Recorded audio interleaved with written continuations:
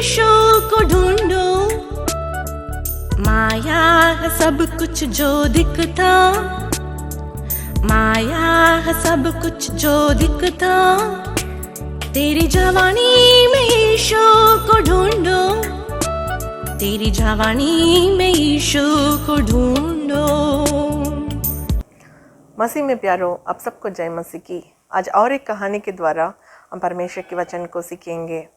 एक परिवार में दो जवान लड़के लोग थे और पहला एक लड़का जो है बहुत ज़्यादा पीने वाला एक लड़का था और कुछ भी काम नहीं करता था, उसको कोई भी काम उससे सफल नहीं होता था। दूसरा जो लड़का है बहुत अच्छा लड़का और उसका सारे कामों में सफलता होता था और बहुत बड़ा एक बिजनेसमैन हो गया। ये दोनों बेटा को देखने वाला एक व्यक्ति उन लोग से पूछने लगे और बड़ा बेटा से जाकर पूछा, बेटा तुम ऐसा होने का रीज़न क्या है, तुम्हारा कारण क्या है? तुम इतना बड़ा पियक्कड़ हो गया, पीने लगा और तुम कोई काम नहीं करते हो, कुछ भी नहीं कर पाते हो, क्यों, कारण क्या है? ऐसा पूछने लगे। तो वो बोला, इसका कारण मेरा पिताजी है। पिताजी? क्यों पिताजी को नाम ले रहे हो? हाँ, मेरा पापा जो है बहुत पीते हैं और उनसे कोई भी काम नहीं हो पाता था और सारे कामों में असफलता होता था, इसलिए वो निराश हो जाते थे, उसके चलते वो पीने लगते थे। मैं भी पीने के लिए शुरू कर दिया, ऐसा उन्होंने कहा। और दूसरे बेटा के पास आकर के, बेटा तुम इतना अच्छा सारे कामों में सफल कैसा हो जाते हो और तुम्हारा बिजनेस इतना बढ़ कैसे गया, ऐसा उनसे जाकर के पूछने लगे। वो बोला, इसका कारण मेरा पिताजी है। कैसे? पिताजी कैसे इसका कारण हो सकते हैं? हाँ, मेरा पापा बहुत सारे बातों में हार माने थे।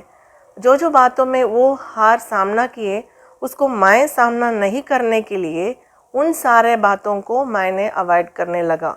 जो बात और हार का मूल कारण है उसको मेरे जीवन से हटाने लगा।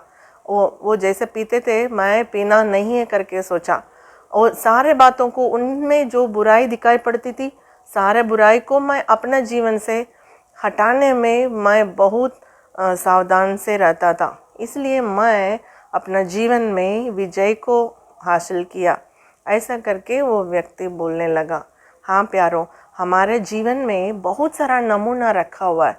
कोई एक्टर्स को फॉलो करते हैं, कोई एक्ट्रेस को फॉलो करते हैं और कोई बड़े बड़े नेता लोगों के पीछे लगने लगते हैं।